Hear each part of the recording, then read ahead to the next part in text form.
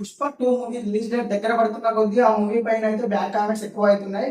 ఎందుకంటే రీసెంట్ గా రిలీజ్ అయిన మన ఫీలింగ్ సాంగ్ మీద అయితే వల్గర్ రివ్యూస్ అయితే ఇస్తున్నారు. అలాంటి బ్యాడ్ కామెంట్స్ ఎందుకు చేస్తున్నారు అని ఒకసారి చూడంగానే సోషల్ మీడియా మొత్తం ఇన్స్టా కానీ ట్విట్టర్ కానీ మన ఫేస్బుక్ కానీ చూసుకున్నట్లయితే దాంట్లో మనకు మీమ్స్ అయితే దర్శనం ఇస్తున్నాయి. శ్రీవల్లి చేసిన డ్యాన్స్ కానీ ఎక్స్పోజింగ్ కానీ బాగాలేదని అంటున్నారు. ఎందుకంటే ఒక ఐటమ్ గా చేయాల్సిన డ్యాన్స్ ఎక్స్పోజింగ్ అలాంటివన్నీ మన రష్మిక మందన చేసిందంటూ బ్యాడ్ కామెంట్స్ అయితే వస్తున్నాయి. అలాగే మన ఆ ఫీలింగ్ సాంగ్ పైన అయితే వల్గర్ రివ్యూస్ ఇస్తున్నారు.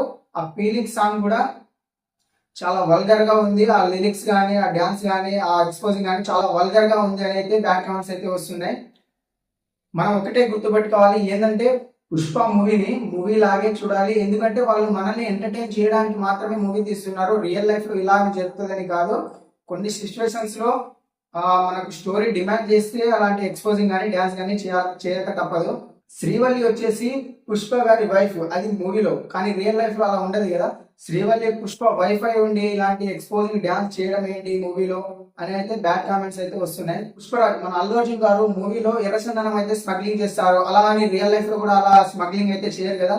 మూవీని మూవీలానే చూడాలి ఎప్పటికైనా సరే. మనం ఒక మూవీ చూస్తున్నామంటే మూవీ చూసి ఎంటర్టైన్ అవ్వడానికి మాత్రమే, కానీ రియల్ లైఫ్ లో కూడా ఇలానే ఉంటది అని మాత్రం డైరెక్టర్స్ కానీ ఎవరు కానీ ఇప్పటివరకు ఇలా చెప్పరు.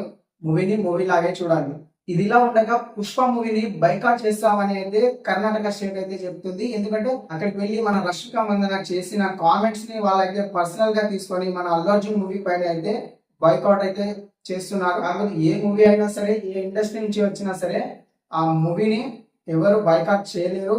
ఎందుకంటే ఒకవేళ గవర్నమెంట్ బైకాట్ చేస్తే తప్ప ఎవరు బైకాట్ చేయలేరు.